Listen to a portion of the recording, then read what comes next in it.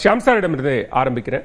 பரந்தூர் விமான நிலையம் அமைக்கும் திட்டத்தை தமிழ்நாடு அரசு ரத்து செய்த விவகாரம் அரசியலாக்கப்பட்டிருக்கு அப்படின்னு பார்க்கிறீங்களா? கொஞ்சம் அரசியலாக்கப்பட்டிருக்கிறது, அதுல சந்தேகம் இல்லை. ஆனால் தமிழ்நாட்டுக்கு இரண்டாவது விமான நிலையம் தேவையா தேவையில்லையான்னா அது தேவை என்பதுதான் எனது கருத்து. 2007 நம்ம ஆல் பார்ட்டி மீட்டிங் போட்டோம், ஆல் லெஜிஸ்லேச்சர் பார்ட்டி மீட்டிங். அதுலேயும் இதே கருத்து தான் வைக்கப்பட்டது. பல இடங்கள் பரிசீலிக்கப்பட்டன. கடைசியில் மத்திய அரசின் ஒப்புதலோடு தான் இந்த பரந்தூர்.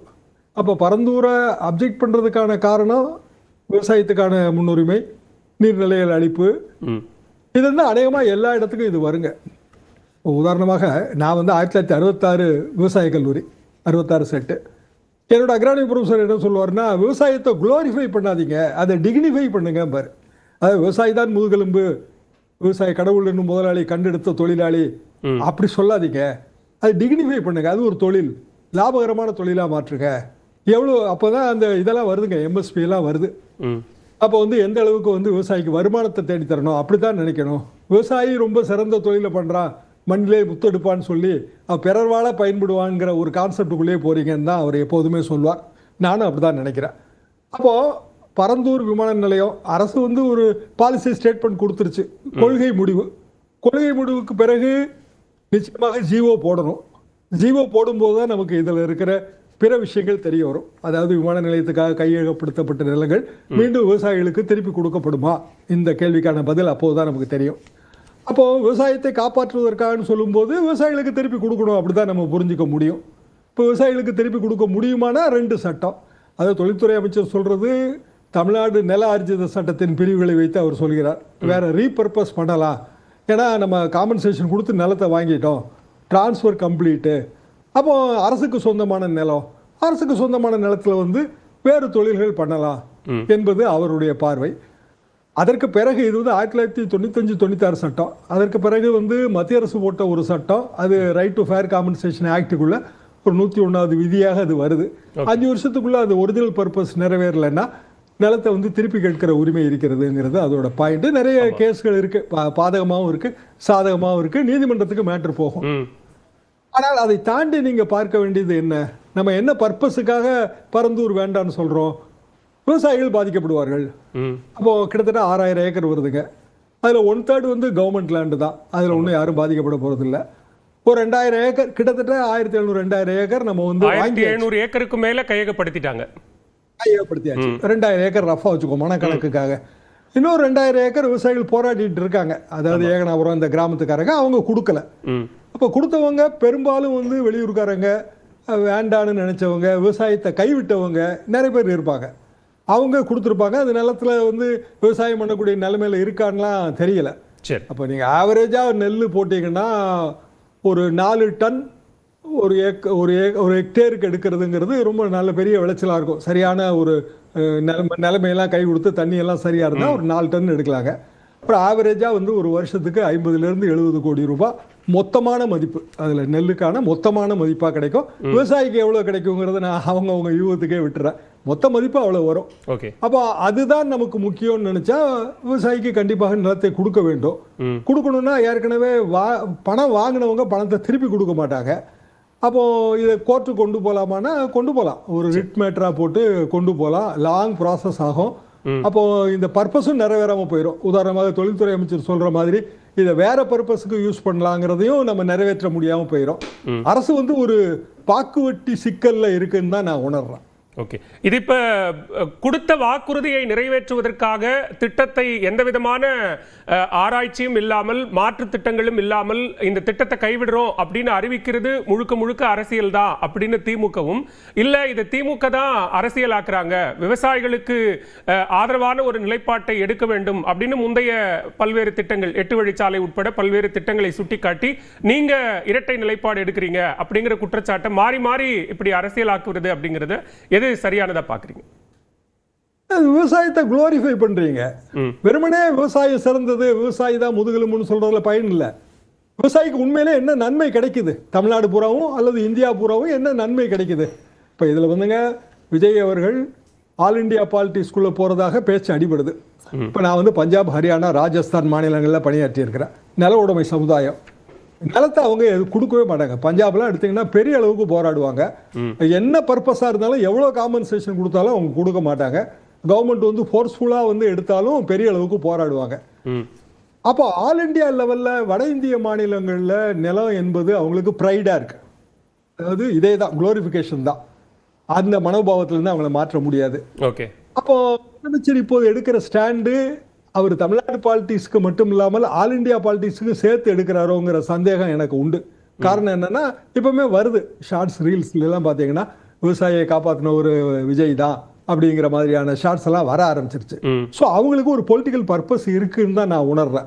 இப்போ விக்கிரவாண்டியில் நான் சொல்லிட்டாங்க, அதுக்கு பிறகு பரந்தூர்ல போய் நான் ப்ராமிஸ் பண்ணிட்டேன் அப்படின்னா, அரசியல்வாதிகள் எவ்வளவு ப்ராமிஸ் பண்றாங்க, எல்லா ப்ராமிஸையும் எந்த காலத்தில் நிறைவேற்றி இருக்கிறாங்க. சரி, எக்ஸ்டென்ஷன் இப்போ நான் வந்து ஓல்டு மீனம்பாக்கம் ஏர்போர்ட் தாங்க நான் வரும்போது இல்ல அவர் களத்துக்கு வந்து நடத்தின முதல் போராட்டமே பரந்தூர் போராட்டம் தானே. அங்க போய் மக்களோட மக்களா நின்று விமான நிலையம் வேண்டாம் அப்படின்னு சொன்ன முதல் இடமே அதுதானே. சரிதாங்க, அது முதலிடம் அதுதான். ஆனா யாரு அவருக்கு எப்படி கைட் பண்ணாங்க இந்த கேள்வி நமக்கு தெரியாதுங்க, விட தெரியாது. அதுல ஏதாவது வெஸ்டர்ன் இன்ட்ரெஸ்ட் இருக்கா அதெல்லாம் தெரியாது. வெறுமனே விவசாயத்தை குளோரிஃபை பண்றது அப்படின்னா ஒரு விவசாய பட்டதாரியாக அது பயனில்லை என்பதுதான் என் கருத்து. விவசாயத்துக்கு நம்ம ஊக்குவிக்கிறோம், விவசாயத்துக்கு நிறைய சலுகைகள் கொடுக்குறோம். அவங்களுக்கு வந்து நீங்க எங்களுக்கு ஒரு வருமானம் ஒழுங்கா கிடைச்சா போதுங்க, நீங்க எங்களுக்கு எதுவுமே செய்ய வேண்டாம், இலவச மின்சாரமே வேண்டாம், எங்களுக்கான வருமானத்தை அஷ்யூர் பண்ணிருக்கீங்களா? எங்க சங்கம் 2 சங்கத்துல நான் உறுப்பினருங்க. என்ன வருமானம் வருதுன்னு நினைக்கிறீங்க? இப்போ கரண்ட் ஒரே ப்ராப்ளம் ஆச்சு, தண்ணி இல்ல, கடப்படக்காரங்க நாங்க, இன்னமும் எங்க மோட்டார் ரிப்பேர் தான், எல்லா ப்ராப்ளமும் அப்படியே தான் இருக்கு. நான் எதுக்காக சொல்ல வரேன்னா, வெறுமனே விவசாயி உயர்ந்தவன், விவசாயத்தை காப்பாற்றுறோம், விவசாயி வீட்டு பிள்ளைகள் அப்படி சொல்லாதீங்க. சரி, அப்படி சொன்னீங்கன்னா நீங்க வந்து எங்களை வந்து ஒரு கிட் க்ளோஸ்ல பொத்தி வளர்க்குறீங்க, ஆனா எங்களுக்கு எதுவுமே செய்யறது இல்லைங்கிற ஒரு நிலைமைக்கு நாங்க போயிடுவோம். ஓகே. பரந்தூர் வந்து நீங்க வேணான்னு முடிவெடுத்து முதல்ல சொல்லிட்டீங்க, அதெல்லாம் சரிதான். நீங்க சொல்றது முதல் கூட்டத்திலே அவர் அப்படிதான் சொன்னாரு, பரந்தூர் வேண்டான்னு தான் சொன்னாரு. ஆமா. அப்புறம் வேணும்னு அதிகாரிகள் சொல்லும் போது தரவுகளை காட்டும் போது மாத்தலாமே, அதுல என்ன தவறு இருக்கு? சரி, இப்ப திரிசூலம் இப்ப நம்ம எக்ஸ்டென்ஷனுங்க, நாங்க வரும்போது வெறுமனே ஓல்டு மீனம்பாக்கம் ஏர்போர்ட் தாங்க. எம்ஜிஆர் அவர்கள் உடல்நலம் சரியில்லாம இருந்து சிகிச்சை பெற்று இங்க திரும்பும் போது ஓல்டு மீனம்பாக்கம் ஏர்போர்ட், அதுக்கு ஏத்தாப்புல தான் நாங்க மீட்டிங் போட்டிருந்தோம். எத்தனையோ நிகழ்ச்சிகளுங்க ஓல்டு மீனம்பாக்கம் ஏர்போர்ட்ல.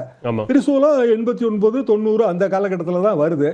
அப்ப திரிசூலம் என்ன வருதுன்னு நினைக்கிறீங்க? பயங்கரமான வில்லேஜுங்க, முழுக்க வயல் வெளிகள் நிறைந்த பகுதி. அதாவது இப்ப நம்ம மீனம்பாக்கத்தை எக்ஸ்டெண்ட் பண்ணிருக்கோம், விரிவாக்கம் பண்ணிருக்கோம், பிரவுன் ஏர்ஃபீல்டு.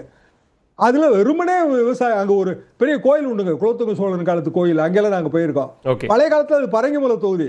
அப்போ 67, 71 அங்க பிரச்சாரத்துக்குலாம் வந்திருக்கோம், வேலை பார்க்கறதுக்கு. எம்ஜிஆர் தொகுதிக்கிறதுனால ஒரு ஆர்வத்துல அங்கெல்லாம் வந்திருக்கிறோம். அது விவசாய பூமி தான், எல்லாமே நீர்நிலைகள் தான், எல்லாத்தையும் அழிச்சுதான் நம்ம வந்து பண்ணியிருக்கிறோம். இப்போ பெங்களூர்ல கெம்பேகவுடா அது எதுல கட்டினாங்க? எல்லாமே விவசாய நிலம் தான். இன்னைக்கும் வந்து பெரிய மழை பெஞ்சுன்னா கெம்பேகவுடாவுக்கு போகவே முடியாது. ஆந்திரால முதல்ல இருந்த ஏர்போர்ட் ரொம்ப சின்ன ஏர்போர்ட், இப்ப கட்டியிருக்கிற ராஜீவ்காந்தி ஏர்போர்ட் அதுவும் விவசாய நிலம் தான். எங்கேயுமே நீங்க விவசாய நிலத்தை எடுக்காம வேற திட்டங்களை செயல்படுத்த முடியாது. இது பிராக்டிகல் உண்மை. ரைட் டு ஃபேர் காம்பன்சேஷன், நல்ல காம்பன்சேஷன் தரீங்களா? வேற ஏதாவது இடத்துல மாற்று ஏற்பாடு பண்றீங்களா? அப்படித்தான் இதை செயல்படுத்திருக்க வேண்டுமே தவிர மாற்று இடத்துல செகண்ட் ஏர்போர்ட் அமைப்பது என்பது இயலாத காரியம். ஒன்று. இரண்டாவது, விவசாயிக்கு நிலத்தை திருப்பி கொடுப்பதா இருந்தா அவன்கிட்ட இருந்து எப்படி பணத்தை மீண்டும் வாங்க போறீங்க?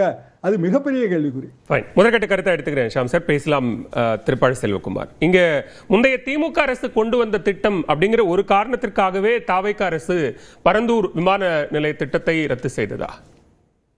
முதல்ல நேபாளத்தில் கோஷி நதியில் ஏற்பட்ட வெள்ளத்தில் காணாமல் போன, உயிரிழந்த அத்தனை பேருடைய ஒரு இதை நினச்சி போய் இந்த நேரத்தில் அவர்களுக்கான என்னுடைய கரிசனத்தை, என்னுடைய இறந்தவர்களுக்கு என்னுடைய அஞ்சலியை தெரிவித்துக்கிறேன்.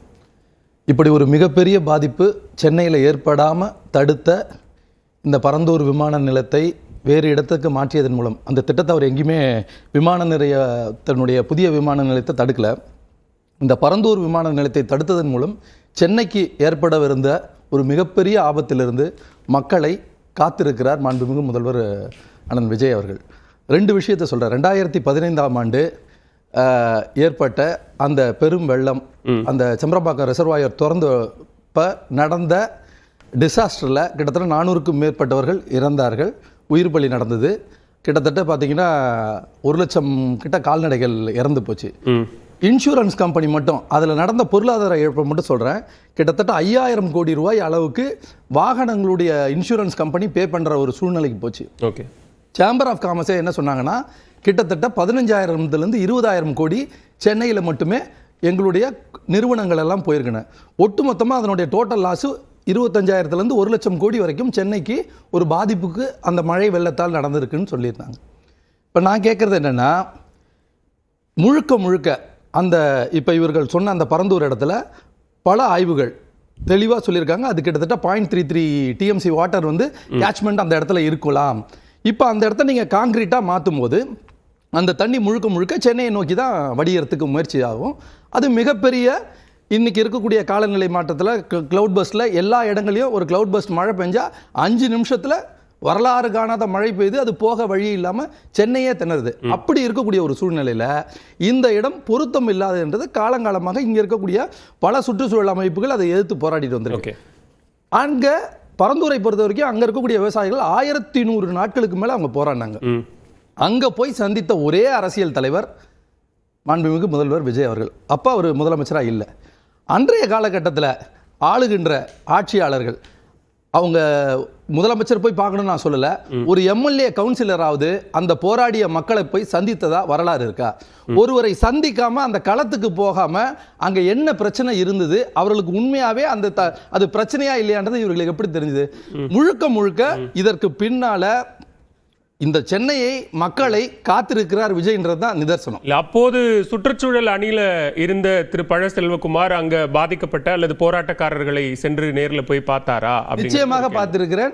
அங்க இருக்கிற பரந்தூருக்கும் போயிருக்கிறேன், காட்டுப்பள்ளி துறைமுகத்துக்கும் போயிருக்கிறேன். எல்லா விஷயத்திலும் என்னுடைய பங்களிப்பை நான் செலுத்திருக்கிறேன். இதுல வந்து செல்வகுமார் வந்து அங்க திமுக இருந்தாரா தாவேகா அப்படி இல்ல, நிலைப்பாடு என்னங்கிறது தான் கேள்வி. என்னுடைய நிலைப்பாடு என்னங்கிற ஒரு புரிதல் தான் வேண்டும். அதாவது திமுகவை எதற்காக நான் வெளியே வந்தன்றதுக்கு அது தனி விவாதம் வைக்கலாம். அது விமர்சனங்கள் நிறைய சொல்லலாம்.